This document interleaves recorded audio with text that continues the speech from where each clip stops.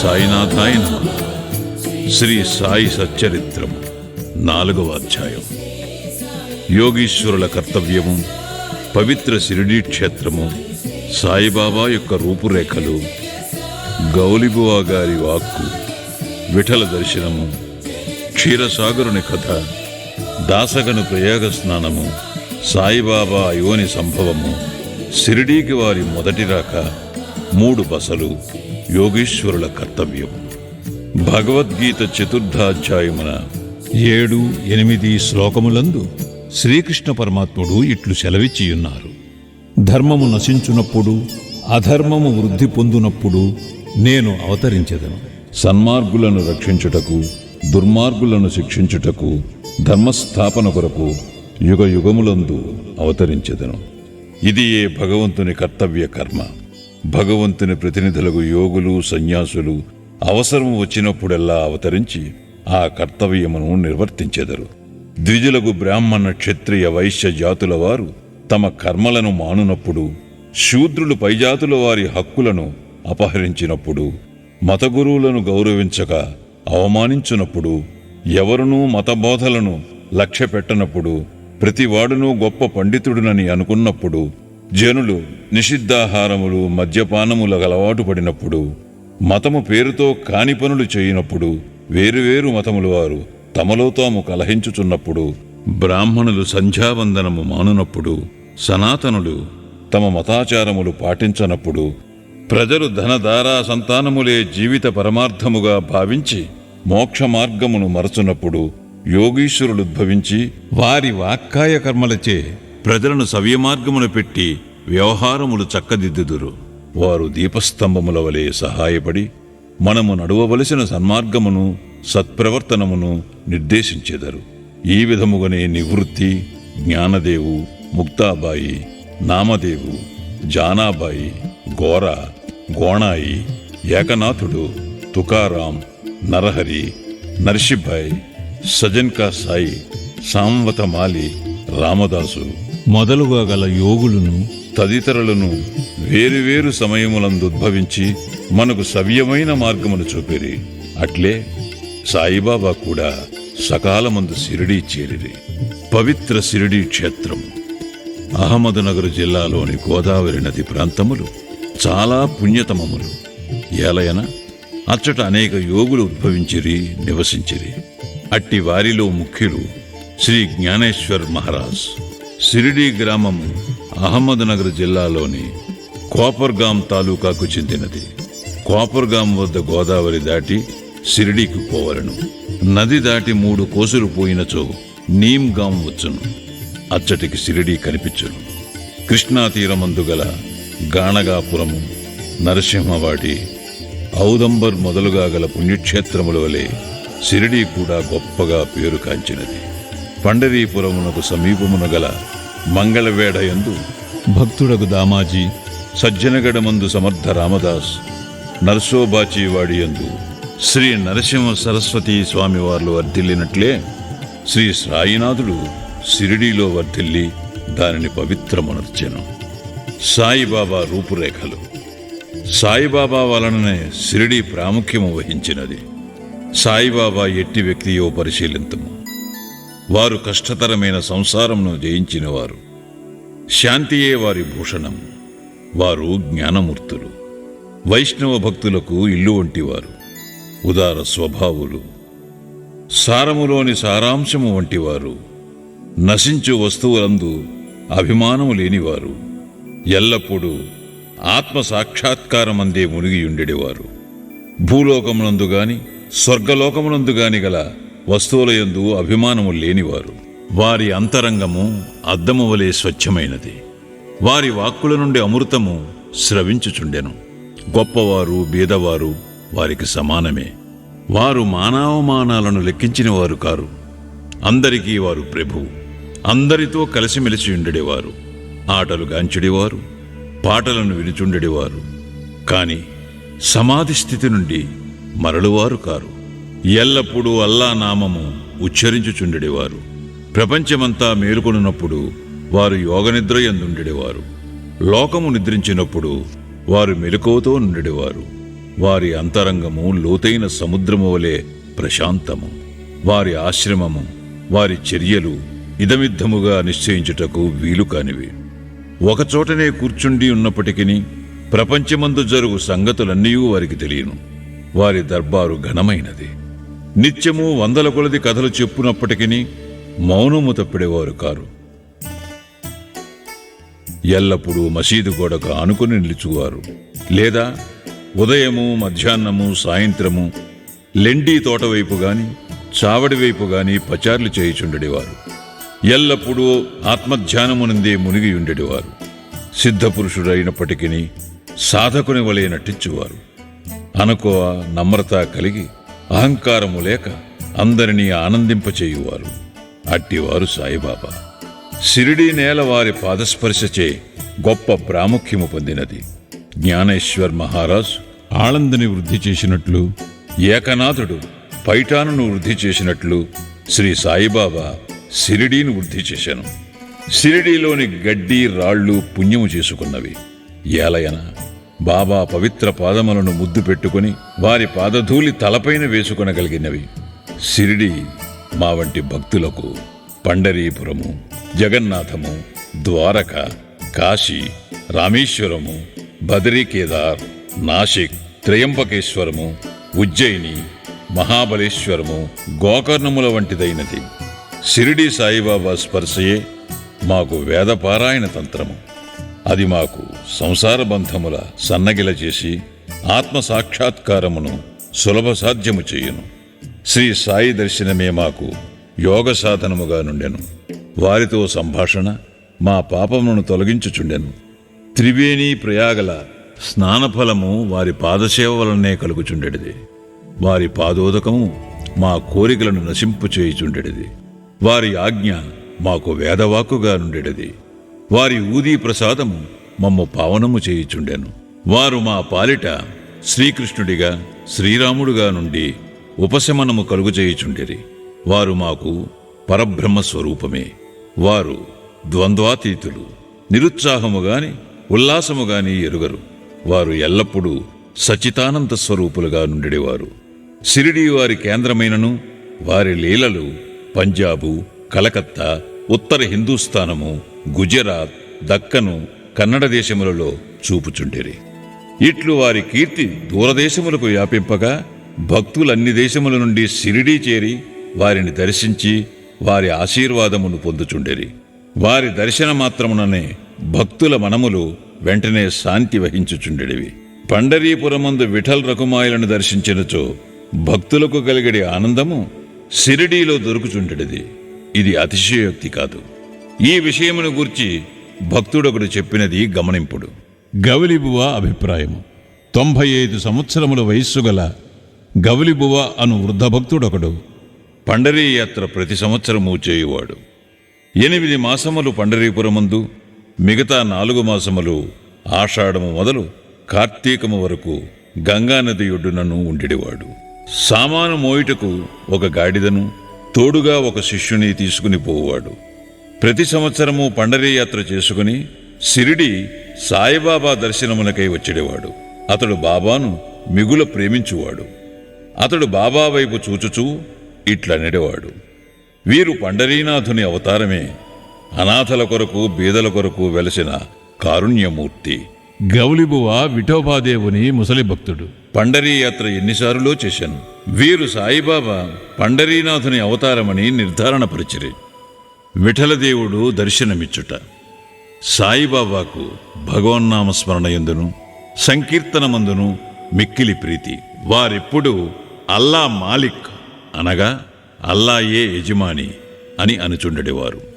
7 రాత్రింబగళ్ళు భగవన్నామస్మరణ చేయించుచుండెడివారు.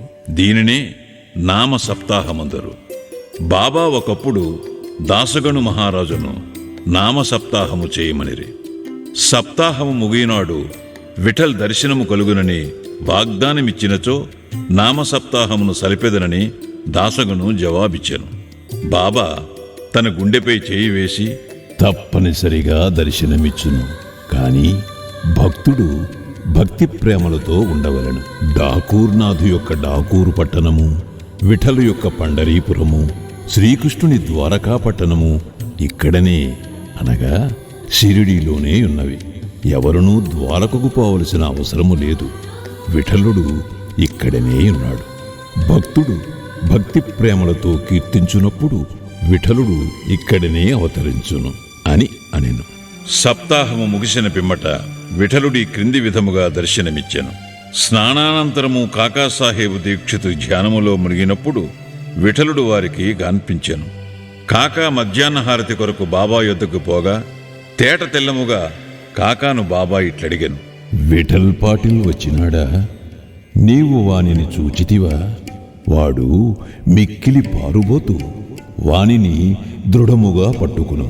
ఏమాత్రము అజాగ్రత్తగా ఉన్నను తప్పించుకుని పారిపోవును. ఇది ఉదయము జరిగెను. మధ్యాహ్నము ఎవడో పటములను అమ్మువాడు 25-30 విఠోబా చిత్రపటములను అమ్మకమునకు తెచ్చెను. ఆ పటము సరిగా కాకాసాహేబు ధ్యానములో చూచిన దృశ్యముతో పోలియుండెను. దీనిని చూచి బాబా మాటలు జ్ఞాపకమునకు తెచ్చుకొని కాకాసాహేబు ఆశ్చర్యానందములలో మునిగెను. విఠోబా పటమునొకటి కొని పూజామందిరములో నుంచుకునెను. భగవంతరావు క్షీరసాగరుని కథ. విఠల పూజయందు బాబాకెంత ప్రీతియో భగవంతరావు క్షీరసాగరుని కథలో విశదీకరింపబడినది. భగవంతరావు తండ్రి విఠోబా భక్తుడు. పండరీపురమునకు నియమముగా యాత్ర చేయుచుండెడివాడు. ఇంటి వద్ద కూడా విఠోబా ప్రతిమ నుంచి దానిని పూజించువాడు. అతడు మరణించిన పిమ్మట వారి కొడుకు పూజను, యాత్రను, శ్రాద్ధమును మానెను. భగవంతరావు షిరిడీ వచ్చినప్పుడు బాబా వాని తండ్రిని జ్ఞప్తికి తెచ్చుకొని, వీని తండ్రి నా స్నేహితుడు కావున వీనినిచ్చటకు ఈడ్చుకుని వచ్చి తిని, వీడు నైవేద్యము ఎన్నటూ పెట్టలేదు. కావున నన్నును విఠలుని కూడా ఆకలితో మార్చినాడు. అందుచేత వీనినిక్కడకు తెచ్చి తిని, వీడు చేయునది తప్పని బోధించి చీవాట్లు పెట్టి తిరిగి పూజ ప్రారంభించున్నట్లు చేసెదను అని అనిరి. ప్రయాగ క్షేత్రములో దాసగణ స్నానము. గంగానది, యమునా నది కలిగి చోటునకు ప్రయాగ అని పేరు. ఇందులో స్నానమాచరించిన ప్రతివానికి గొప్ప పుణ్యము ప్రాప్తించునని హిందువుల నమ్మకము. అందుచేతనే వేల కొలది భక్తులు అప్పుడప్పుడు అచ్చటికి పోయి స్నానమాడుదురు. దాసగను కూడా ప్రయోగ పోయి అచ్చట సంగమములో స్నానము చేయవలనని మనస్సును దలచెను. బాబా వద్దకేగి అనుమతించమనను. అందుకు బాబా ఇట్లు జవాబిచ్చెను. అంత దూరము పోవలసిన అవసరమే లేదు. మన ప్రయాగ ఇచ్చటనే కలదు. నా మాటలు విశ్వసింపు. ఇట్లు అన్నంతలో ఆశ్చర్యములన్నిటికంటే ఆశ్చర్యకరమైన వింత జరిగినది. దాసగను మహారాజు బాబా పాదములపై శిరస్సు నుంచిన వెంటనే బాబా 2 పాదముల బొటనవేళ్ల నుండి గంగా, యమునా జలములు కాలువలుగా పారెను. ఈ చమత్కారమును చూచి దాసగను ఆశ్చర్యచకితుడయ్యను. భక్తి ఆవేశాలతో మైమరిచాడు. కన్నులు ఆనందాశ్రులతో నిండాయి. అతని హృదయంలో ఉప్పొంగిన కవితావేశం శ్రీ సాయిలీలా గాన రూపంలో పెళ్ళుబుకింది. బాబా అయోని సంభవుడు. షిరిడీ మొట్టమొదట ప్రవేశించుట. సాయిబాబా తల్లిదండ్రులను గూర్చిగాని, జన్మము గూర్చిగాని, జన్మస్థానమును గూర్చిగాని ఎవరికీ ఏమీ తెలియదు. ఎందరో పెక్కుసారులు ఈ విషయములు కనుగొనుటకు ప్రయత్నించిరి. పలుసార్లు ఈ విషయముగా బాబాను ప్రశ్నించిరి. కాని ఎట్టి సమాధానము కాని, సమాచారము కాని పొందకుండెరి. నామదేవు, కబీరు సామాన్య మానవులవలే జన్మించి ఉండలేదు. ముత్యపు చిప్పలలో చిన్న పాపల వలె లభించిరి. నామదేవుడు భీమారథి నదీ తటమున గోణాయికి కనిపించాను. కబీరు భాగీరథీ నదీ తటమున తమాలకు కనిపించాను. అట్టిదే సాయి జన్మ వృత్తాంతము. భక్తుల కొరకు బాబా 16 ఏళ్ల బాలుడుగా షిరిడీలో వేప చెట్టు కింద అవతరించాను. బాబా అప్పటికే బ్రహ్మజ్ఞానిగా కనిపించాను. బాబా స్వప్నావస్థ ఎందైనను ప్రపంచ వస్తువులను కాంక్షించుడివారు కాదు. ఆయన మాయను తన్నెను. ముక్తి బాబా పాదములను సేవించుచుండెను. నానా చోద్దారు తల్లి మిక్కిలి ముసలిది. ఆమె బాబానిట్లు వర్ణించినది. ఈ చక్కని చురుకైన కుర్రవాడు వేప చెట్టు క్రింద ఆసనములో నుండెను. శీతోష్ణములను లెక్కింపక అంతటి చిన్న కుర్రవాడు కఠిన తపమాచరించుట, సమాధిలో మునుగుట చూచి గ్రామస్తులు ఆశ్చర్యపడింది. ఆ బాలుడు పగలు ఎవరితో కలిసిడేవాడు కాదు, రాత్రి అందెవరికీ భయపడేవాడు కాడు. చూచిన వారు ఆశ్చర్య నిమగ్నులై ఆ చిన్న కుర్రవాడు ఎక్కడి నుండి వచ్చినాడని అడుగసాగిరి. అతని రూపు, ముఖ లక్షణములు చాలా అందముగా ఉండెను.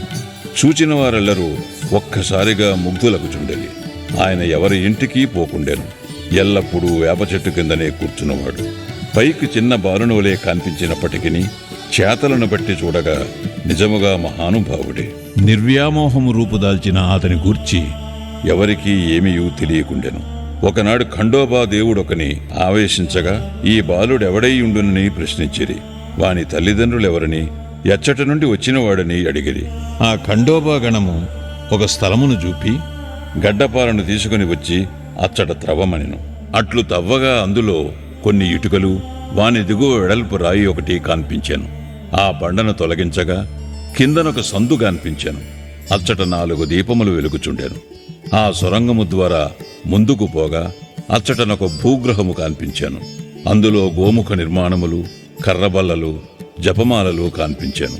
ఈ బాలుడచ్చట 12 సంవత్సరములు తపస్సునభ్యసించెనని ఖండోబా చెప్పెను. పిమ్మట కుర్రవాణి నీ విషయము ప్రశ్నించగా వారలను మరపించుచు అది తన గురుస్థానమనియు వారి సమాధి అచ్చట కలదుగావున దానిని కాపాడవలెననియు చెప్పాను.